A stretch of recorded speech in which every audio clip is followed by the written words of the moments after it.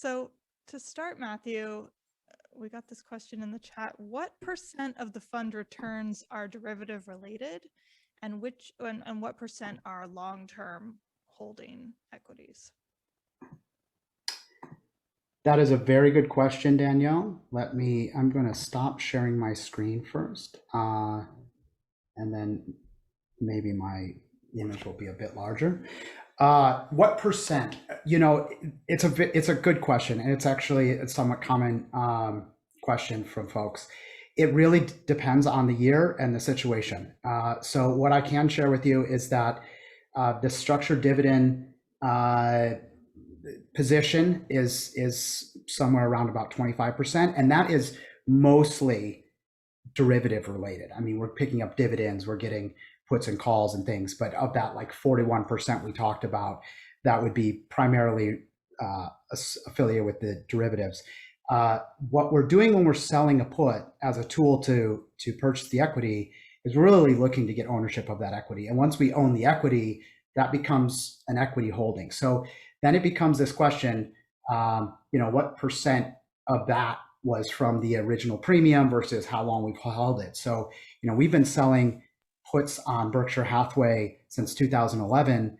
We've picked up premiums all along the way, and we have, in some cases, we just hang on to that cash, and in other places, we're fortunate we get put the shares. So it's not.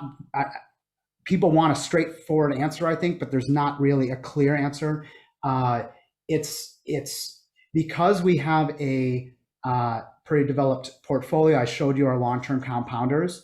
Those are equity compounders. So, if we have 60 or 70, 60, let's say, % of the portfolio in those 6 holdings, that is, the results of those are going to be equity gains.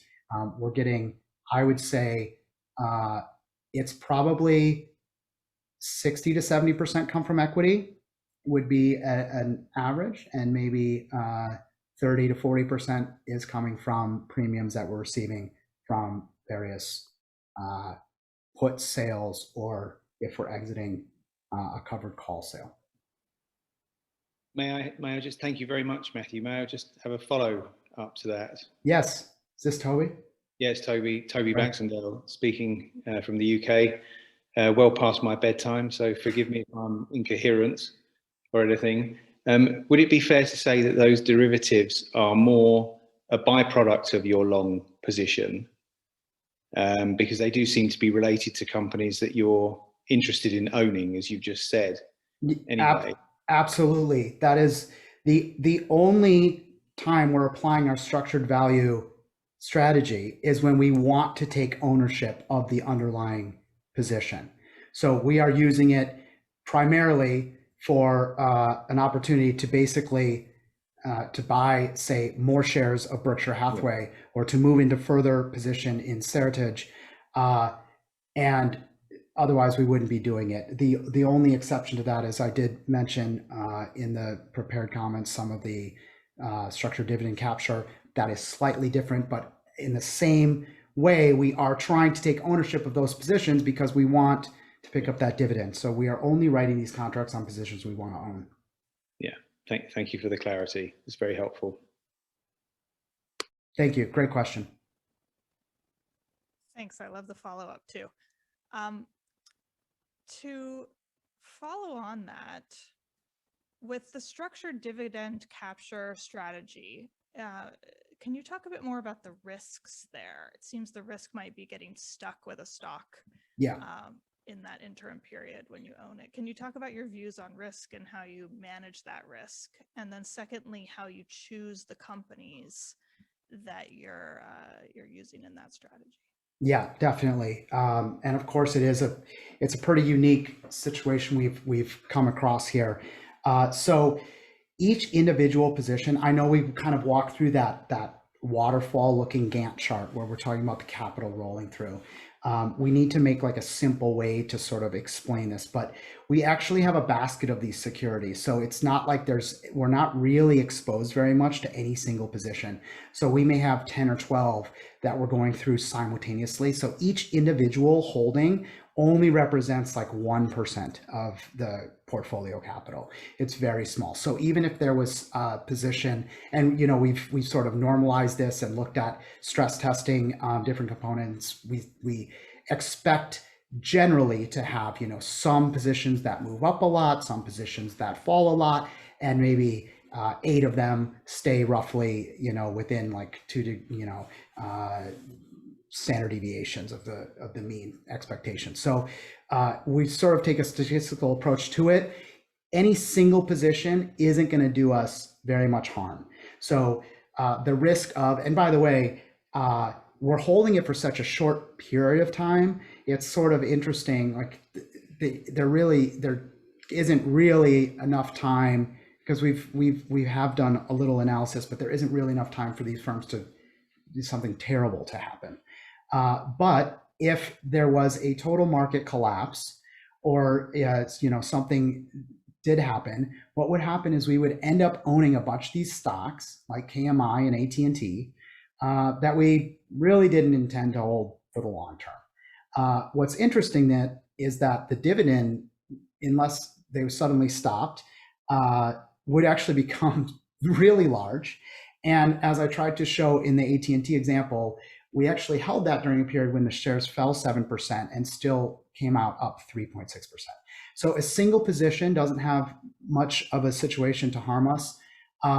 If the whole market fell, we might own a few super high dividend paying shares. But maybe it's worth explaining. And then, you know, Danielle, you can tell me if this is clear or not. If it does happen where we sell a call as a tool to exit the position, and sometimes the price in the market is below that strike price. And what that means, it's usually not a lot below the strike price, usually just a little below the strike price. And what that means is we then can sell another call that expires the following week. So if we're getting paid 50 cents to exit a stock that's selling for $12, and we have a $12 strike price and it's $11.59, at the end of that week, we keep the 50 cents and we still own the stock. So we just sell another one for the next week and pick up another 50 cents. And frankly, if you do that a lot, you're actually making a really good return as well. So so it does happen where we have to sell calls, you know, for a few weeks to exit positions if they're not hitting our strike prices. Okay, great. So we just got a follow-up question in the chat asking just again, what happens for that strategy if there's a severe market dislocation? I think you've answered that you would end up with some stocks that you maybe didn't intend to own. Yeah, and I think just expand a little. Yeah, I think at the beginning, you had also asked how these were selected. So I will, hopefully this can be, hopefully this will give you confidence. It gives me extreme confidence. So the selection process, the whole filter process that we're using is already throwing up really reasonable firms. So these are all companies from the 13F analysis of our favorite 100 funds in the world. So these are owned by the Seth Klarmans. These are owned by Warren Buffett. These are the firms that these folks are buying. That is our starting point. And we're looking through this list of 300 or 400 companies. And then we're overlaying all of this data that we're getting from Capital IQ. So we're downloading all of the financial data. We're looking for any companies that are overexposed, have too much leverage, have big red flags, and we just throw them out. We don't care. We look at all the companies that are having abnormally high dividends. And some of the companies we might not be interested in because they look like they have extreme volatility, and maybe we don't understand them well, and we just don't want to have it in the portfolio. So it's a process of elimination, but it's the starting point that's so important. These are owned by the super investors of the world to start with, and then we're going and we're looking for everything to cover ourselves, and then we go in and we sell these puts at strike prices, you know, below the market price, even where we're getting paid a high premium, paid a dividend, then paid a call premium to exit. We're picking up these 8, 6, 7, 8, 9, 10%, you know, gains in the course of 2 weeks. And because of our starting point and that we do this fundamental analysis, we're really confident that the companies we own are decent companies. I'm not saying they're the best companies in the world. They're great companies. Some of you work for these companies, okay? It's like ExxonMobil and Chevron, and it's AT&T. I mean, these are like blue chip firms. They're not going to disappear, and they're paying very high dividends, and there happen to be really high premiums right now due to all the uncertainty in the market. One more follow-up on this structured dividend. We're getting a bunch of questions about it. Considering that the return on equities over the next 7 years is regularly forecasted to be fairly minimal, does that impact your thoughts about the structured dividend strategy? Does that change the way you've thought about it at all, or are you expecting something different out of the market? So look, macroeconomic forecasts, everybody wants to have a crystal ball, but nobody has a crystal ball. So I don't think anybody can say some macroeconomic event will or will not occur. There are, for example, all sorts of debates about inflation going on. There's smart people on either side. The future is really unknowable. So I will answer the question, but we don't really know what's going to happen to equity prices over the next few years. That might have been a question referring to the fact that the long run average, multi-century average, is 6.8%. And that is true, 6.8% plus inflation. So does that impact? So first of all, let me address the portfolio in general. Just because the market does 6.8% plus inflation, that does not mean that we will do 6.8 plus inflation. The companies that we own, I expect to do far better than that. We are doing deep fundamental analysis, bottom up research. So we are going, we're scouring the earth for these gems that we can find that are, mispriced for whatever reason. Maybe they have things that are missing from their financial statements. Great management teams, great business models. They can do very, very well. So I expect our core portfolio of these compounders to do extremely well. The fact that interest rates are so low makes this structured dividend capture very interesting, because I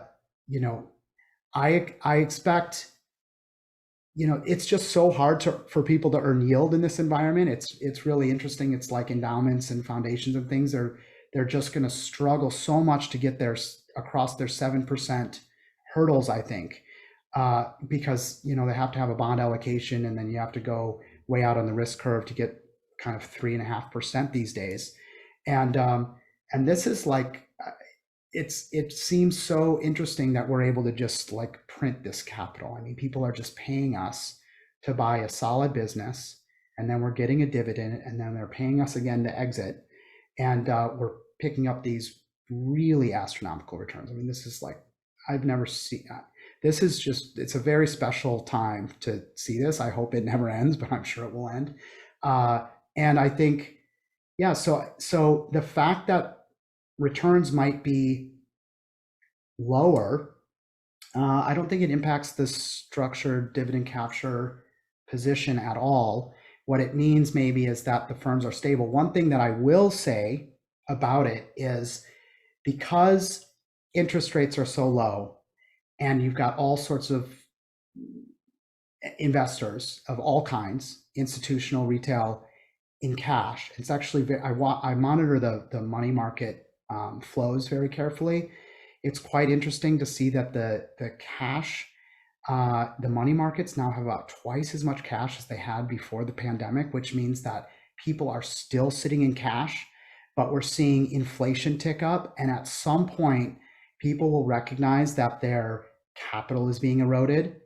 My belief, and again, I don't have a crystal ball like anybody else, but if I were the chair of an endowment and I had to decide where to put my capital, and I'm looking at treasuries paying 1.5% and inflation at 5%, there's no way I can get away with, I can't justify, I'm going to lose purchasing power.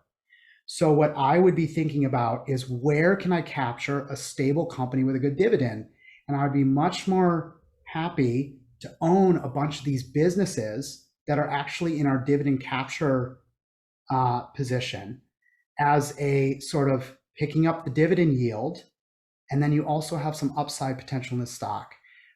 So I think we're in a pretty good position. And I think some of the holdings will be recognized down the road as being really good places for capital.